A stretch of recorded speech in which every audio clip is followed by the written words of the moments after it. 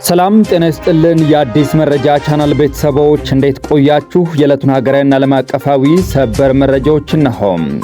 በጎንደር ዩኒቨርሲቲ በተከሰተ የቦምብ ፍንዳታ የተማሪዎች ሕይወት ማለፉና በርካቶች መጎዳታቸው ታወቀ። በአዲስ አበባ ጎዳና ላይ ተገጭታ የሞተችው ወጣትና አድራሻቸው ያልታወቀው አሽከርካሪ የሟች ቤተሰቦች የፍትህ ያለ እያሉ እየተማጸኑ ነው።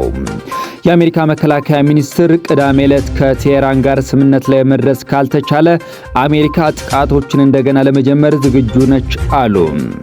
የተወደዳችሁ የቻናል ቤተሰቦችና ተከታታዮች እስከ መጨረሻው ድረስ አብራችሁኝ ስትቆዩ እነዚህንና ሌሎችንም ሰበር መረጃዎችን በትንታኔ የምትሰሙ ይሆናል። የዩቲዩብ ቻናሌን ሰብስክራይብ እያደረጋችሁ መልካም ቆይታ እንዲሆንላችሁ ተመኘው። ጠቅላይ ሚኒስትር ዶክተር አብይ አህመድ በበሻሻ ድምጽ ሰጡ። የኢትዮጵያ ፌዴራላዊ ዴሞክራሲያዊ ሪፐብሊክ ጠቅላይ ሚኒስትር ዶክተር አብይ አህመድ በሰባተኛው ጠቅላላ ምርጫ በትውልድ ቀያቸው በጅማ ዞን በሻሻ ጎማ 2 ሃሮ ምርጫ ጣቢያ ድምጻቸውን ሰጥተዋል። በውጭ ጉዳይ ሚኒስቴር የውጭ ጉዳይ ሚኒስትር ጽህፈት ቤት የሁኔታዎች ክፍል ዋና ዳይሬክተር የሆኑት ዶክተር ዘሩባቤል ጌታቸው በምርጫው ዋዜማ ላይ ያነጣጠረ የተቀናጀ ሐሰተኛ መረጃ ዘመቻ መከፈቱን አስታወቁ። የአገሪቱን የዴሞክራሲ ሂደትና የጠቅላይ ሚኒስትር አብይ አህመድን አስተዳደር ለማዳከም በሚል ሰበብ በመንግስት ተቋማት ላይ ስልታዊ የሆነ የፕሮፓጋንዳ ጦርነት እየተካሄደ መሆኑን በትንታኔያቸው አመልክተዋል። ዶክተር ዘሩባቤል ይህንን የሐሰተኛ መረጃ ዘመቻ ከቀዝቃዛው ጦርነት በኋላ ወደ ተሸጋገረው የድብልቅ ጦርነት በመፈረጅ ዓላማውን በምርጫው ሂደት ላይ የህዝብ አመኔታ መሸርሸርና የሀገሪቱን የፖለቲካ መሰረት ማፈራረስ እንደሆነ ይከራከራሉ። ከፍተኛው ዲፕሎማት በትንታኔያቸው እንዳስቀመጡት በተለይም ምርጫው ከመድረሱ ጥቂት ቀናት ቀደም ብሎ የሚሰራጩት ከፍተኛ ተጽዕኖ አላቸው የተባሉ ጽሁፎች በአስተዳደሩ ላይ የስርዓት ውድቀት ተፈጽሟል የሚል ትርክት ለመፍጠር የተወጠኑ ናቸው። የጠቅላይ ሚኒስትር ዶክተር አብይ አህመድን ስብዕናና የአስተዳደራቸውን አፈጻጸም በተመለከተ የሚሰራጩት ተቃራኒና አሳሳች ዘገባዎች ሀገሪቱ ነባራዊ የፖለቲካ ሂደት ጋር በፍጹም እንደማይገናኙ ገልጸው እነዚህ ዘመቻዎች ሙሉ ለሙሉ የሚያተኩሩት በግለሰቦች ስም ማጥፋትና በማንነት ፖለቲካ ላይ መሆኑን ጠቁመዋል።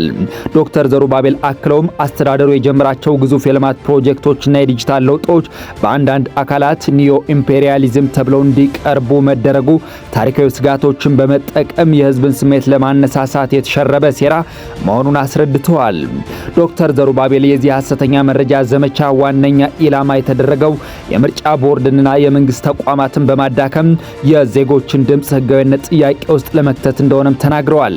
ሆኖም ምንም እንኳን የዲጂታል መረጃ አያያዝ ዘመኑ አስቸጋሪ ቢሆንም የኢትዮጵያ ዴሞክራሲያዊ ስልጣን መሰረት የሐሰተኛ መረጃዎቹ ውጤት ሳይሆን በምርጫ ቀን ህዝቡ የሚሰጠው የድምጽ ወረቀት መሆኑን አስታውቋል።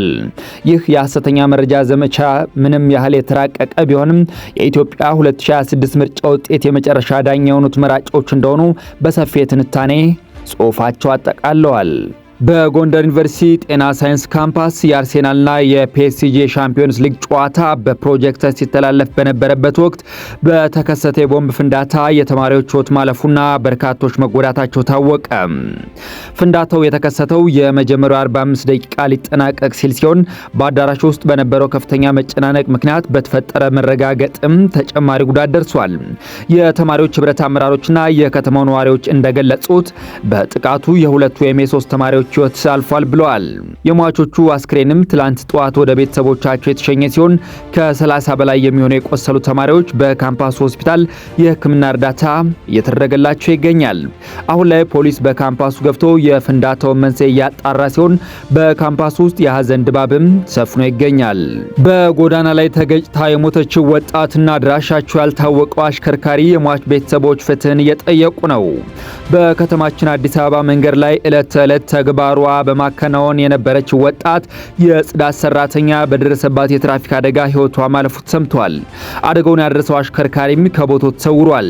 አደጋው የደረሰው ባለፈው ሐሙስ ቀን 11:40 በአዲስ አበባ ልደታ አካባቢ ወረዳ 9 ሲሆን ወጣቷ መስታወት ግርማ የጽዳት ሰራተኛ በስራ ላይ ያለች በአንድ ተሽከርካሪ በከፍተኛ ፍጥነት ተገጭታለች። የዓይን እማኞች እንደገለጹት አሽከርካሪው ተጎጇን ከገጫት በኋላ ለ40 ሜትር ያህል እየጎተተ ሲወስድ ሲወስድ ቆይቶ ከዚያም በቦታው ጥሏት ተሰውሯል። የሟች ቤተሰቦች እንደገለጹት ወጣቷ የሁለት ታዳጊ ህጻናትና የእድሜ ባለጸጋ እናታቸው ብቸኛ የገቢ ምንጭ ነበረች። የዕለት ጉርስ ፍለጋ በወጣችበት ወቅት ህይወቷ ማለፉ ለቤተሰቡ የማይተካ ኪሳራን የፈጠረ ሲሆን ቤተሰቡ በአሁኑ ወቅት በአስጊ ሁኔታ ውስጥ ይገኛል። አደጋው የተፈጠረበት ሁኔታ እጅግ አሳዛኝና የሰብአዊነትን ገጽታ የተላቀቀ መሆኑን ተከትሎ በአካባቢው ነዋሪዎችና በህብረተሰቡ ዘንድ ከፍተኛ ቁጣን ቀስቅሷል። የሟች ቤተሰቦች፣ ጎረቤቶችና የሰብአዊ መብት ተሟጋቾች ወንጀለኛው በአስቸኳይ ለህግ እንዲቀርብ ጥሪ እያቀረቡ ይገኛሉ። የሟች ቤተሰቦች የተሰበረው የቤታችን ምሰሶ ነው፣ አሁን ለልጆቹ የምትሆነው የለችም፣ ስለዚህ ፍትህ እንፈልጋለን ሲሉም በታላቅ ሐዘን አሳስቧል። ጉዳዩን የሚከታተሉ ወገኖች ወንጀለኛው ለህግ እስኪቀርብ ድረስ ጉዳዩን በስፋት ማስተጋባትና ለተጎጂው ቤተሰብ አጋርነት ማሳየት አስፈላጊ መሆኑን እየጠቆሙ ነው። ወደ ውጭ ዜና ሳልፍ ኢራን በሆርሙዝ ወሽመጥ የሚፈጸም ወታደራዊ ጣልቃ ገብነትን እንደማትታገስ አስታወቀች። በኢራን ጦር ውስጥ ቁልፍ ቦታ ያለው ሀታም አልአናቢያ ማዕከላዊ እዝ የሆርሙዝ ወሽመጥን አስተዳደር ለማሰናከል ማንኛውም አይነት ወታደራዊ እንቅስቃሴ ቢካሄድ እርምጃ እንደሚወስድ አስጠንቅቋል። በሆርሙዝ ወሽመጥ ያለውን ዝውውር ለማወክ ቢሞከርም የኢራን እስላማዊ አብዮታዊ ዘብ ወታደራዊ እርምጃ መወሰዱ እንደማይቀር አስታውቋል። ሁሉም መርከቦችና የንግድ ጀልባዎች ማለፍ የሚችሉት ከእስላማዊ አብዮታዊ ዘቡ የባህር ኃይል ፈቃድ አግኝተው በተዘረጋላቸው መስመር ብቻ ነው በማለትም አክሏል። ይህንን አሰራር መጣስ በአካባቢው ያለውን እንቅስቃሴ ደህንነት የሚያውክ እንደሆነም ገልጿል። አሜሪካና እስራኤል ኢራን ላይ ጥቃት መክፈታቸውን ተከትሎ ቴህራን በሆርሙዝ ወሽመጥ የምታደርገውን ቁጥጥርም አጥብቃለች። አንዳንድ መርከቦች በኦማን ባህር ዳርቻ አቅራቢያ በሚገኘው የሆርሙዝ ወሽመጥ በኩልም ለማለፍ መሞከራቸውን ያልተረጋገጡ ሪፖርቶች ጠቁመዋል። ወደ እስራኤል ስናልፍ የእስራኤል ወታደራዊ ክፍሎች በደቡብ ሶሪያ በሚገኙት የኩኒትራና የዴራ ግዛቶች ውስጥ ዘልቀው በመግባት አዳዲስ ወታደራዊ እንቅስቃሴዎችን ማድረጋቸውን ገለጹ። የሶሪያው ይፋዊ የዜና ወኪል ሳና እንደዘገበው የእስራኤል ወታደሮች በኩኒትራና ግዛት ሳኢዳ አልጎላን እና አልባሳሊ እርሻን በሚያገናኘው መንገድ በመንቀሳቀስ በሰላማዊ ሰዎች ላይ ፍተሻዎችን ሲያካሂዱ ነበር።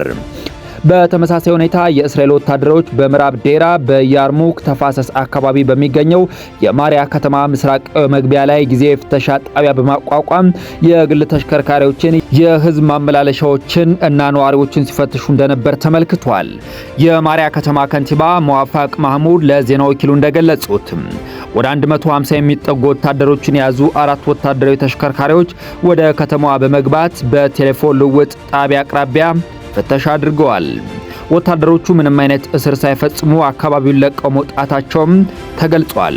የሶሪያ ባለስልጣናት እነዚህን ወታደራዊ እንቅስቃሴዎች በ1974 የተደረገውን ዲስ ኢንጌጅመንት አግሪመንት የሚጥሱ ድርጊቶች ናቸው ሲሉም ደጋግመው አውግዘዋል። እስራኤል በአካባቢው ወረራዎችን ከመፈጸም በተጨማሪ በሲቪል ነዋሪዎች ላይ ጥቃት፣ የግብርና መሬቶችን ማውደምና የአየር ላይ ጥቃቶችን እያደረሰች ነው በማለትም ሶሪያ ኮሰዋል። ወደ አሜሪካ ስናልፍ ፒት ሄግሴት ከኢራን ጋር ስምምነት የማይደረስ ከሆነ አሜሪካ ጥቃቶችን ለመጀመር ዝግጁ መሆኗን ተናገሩ። የአሜሪካ መከላከያ ሚኒስትር ቅዳሜ ዕለት ከቴህራን ጋር ስምምነት ላይ መድረስ ካልተቻለ አሜሪካ ጥቃቶችን እንደገና ለመጀመር ዝግጁ ነች አሉ። የዋሽንግተንና የቴህራን ተደራዳሪዎች ያሏቸውን ዋና ዋና ልዩነቶች ለማጥበብ እየሰሩ መሆኑም ተገልጿል። በሲንጋፖር የሚገኙት ሄግሴት አስፈላጊ ከሆኑ ጥቃቶችን እንደገና የመጀመር አቅም አለን፣ ከበቂ በላይ አቅም አለን ሲሉም ተደምጠዋል። አክለውም የኛ የመሳሪያ ክምችት በዚያም ሆነ በዓለም ዙሪያ ለጥቃቶቹ በጣም የተደራጁ ናቸው፣ ስለዚህ በጣም ጥሩ ይዞታ ላይ ነን ብለዋል። ሄግሴት በእስያ መከላከያ ሚኒስትሮች፣ አዛዦችና ዲፕሎማቶች በተገኙበት የሻንግራላ ጉባኤ ላይ ንግግር ሲያደርጉ አሜሪካ ከኢራን ጋር ግጭት ውስጥ ብትገባም ለእስያ ፓሲፊክ ቀጠና ጀርባውን እንዳልሰጠችም ተናግረዋል። የተወደዳችሁ አድማጮች ለዕለቱ ያስኳቸው ሀገራዊና ዓለም አቀፋዊ ሰበር መረጃዎችን በዚሁ አጠናቀቅኩ። የዩቲዩብ ቻናሌን ሰብስክራይብ በማድረግ ቤተሰብ ይሁኑ እያልኩ ሰላም እንድትቆዩ ተመኘው።